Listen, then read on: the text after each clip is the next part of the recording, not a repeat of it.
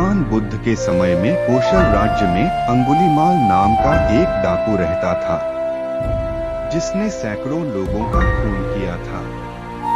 वह जितने लोगों की हत्या की थी, उन सभी की अंगुली काटकर उसे अपनी माला में पिरोकर पहन लेता था, इसलिए उसका नाम अंगुलीमाल पड़ गया। वह बहुत ही निर्दयी और क्रूर था। जंगल में जिस ओर उसका इलाका था, लोग उस तरफ जाने से भी डरते थे। राजा ने उसे पकड़ने के लिए कई बार अपनी सेना भेजी, मगर सभी असफल रहे। बुद्ध ने अपनी ज्ञान से यह अनुभव किया कि अंगुलीमाल के मन में कहीं दया व करुणा की भावना सोई हुई है, बस उसे जगाने की आवश्यकता है। यह सोच बुद्ध उस ओर चल दिए, जंगल में जिस ओर अंगुलीमाल रहता था। लोगों ने बुद्ध को उस ओर जाने से बहुत मना किया, मगर वे नहीं रुके। अंगुलीमाल बुद्ध को अपनी ओर आता देख अपनी तलवार लेकर दौड़ा, मगर बुद्ध अपनी स्वाभाविक गति से चलते रहे।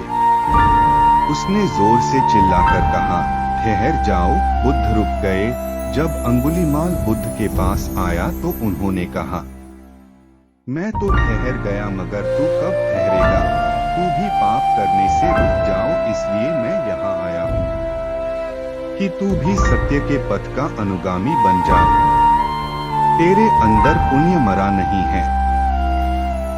यदि तू इसे अवसर देगा तो तुम्हारी काया पलट जाएगी। भगवान बुद्ध ने अंगुलीमाल से कहा कि तुम पेड़ की डाली तोड़कर लाओ। अंगुलीमाल ने पेड़ की टहनी को तोड़कर बुद्ध के सामने लाया।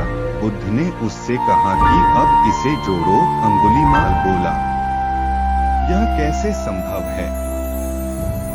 यह मैं नहीं कर सकता।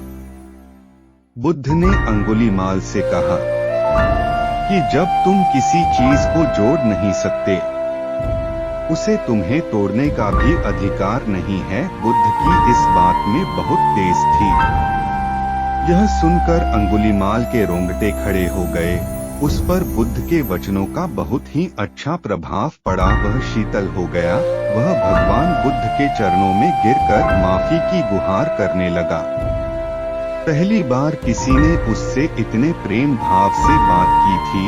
अंगुलीमाल ने कहा, मुझे माफ कर अपना अनुयायी बना लीजिए, मैं इस अनुशासन को स्वीकार करने को तैयार हूँ। उसने अंगुलियों की माला उतार कर फेंक दी और बुद्ध के चरणों में गिर पड़ा।